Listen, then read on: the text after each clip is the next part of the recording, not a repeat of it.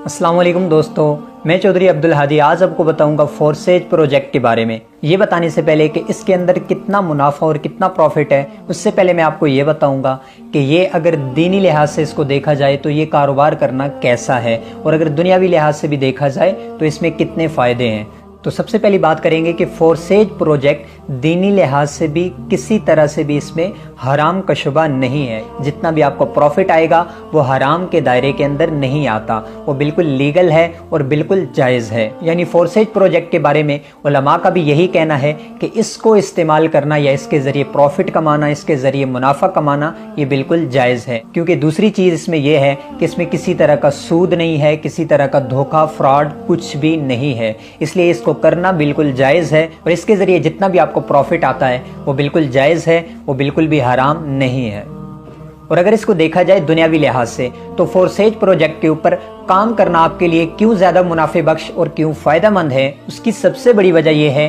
कि ये decentralise project है, ये सेंट्रलाइज नहीं है। सेंट्रलाइज का मतलब ये होता है कि किसी भी कंपनी को ऊपर से हैंडल करने वाला कोई ना कोई एक बंदा बैठा होता है जो जब चाहे इसमें चेंजिंग कर सकता है, जब चाहे इसका प्रॉफिट कम कर सकता है, जब चाहे आपको जिस तरह से चलाना चाहे वो चला सकता है। लेकिन डिसेंट्रलाइज वो होता है कि वो एक दफ़ा जिसने डिज़ाइन कर दिया, जिसने बना दिया, जिसने जो इसका क्रिएटर है उसने एक दफ़ा इसको बना दिया, दोबारा वो खुद भी इसमें चेंजिंग नहीं कर सकता। हैकिंग क्रैकिंग की तो बात फिर साइड पे रह गई, क्योंकि डिसेंट्रलाइज ऐसा प्रोजेक्ट होता है जिसमें आप खुद उस चीज़ के मालिक होते हैं। आप जिस हद तक अपना कारोबार बढ़ाते हैं उसके आप खुद ही मालिक होते हैं, और इसके अलावा जितना भी इसका प्रॉफिट आता है वो सारा का सारा आपके अकाउंट में आता है, जिसके ज़रिए मतलब आप ईजी पैसा या जायज़ कैश में उसको फौरी कैश पे हासिल कर सकते हैं। यानी सीधी सी बात यह है कि कोई भी कंपनी आज तक जो काम करती है उसका ऊपर एक ओनर होता है जिसके कब्जे में या जिसके हाथों में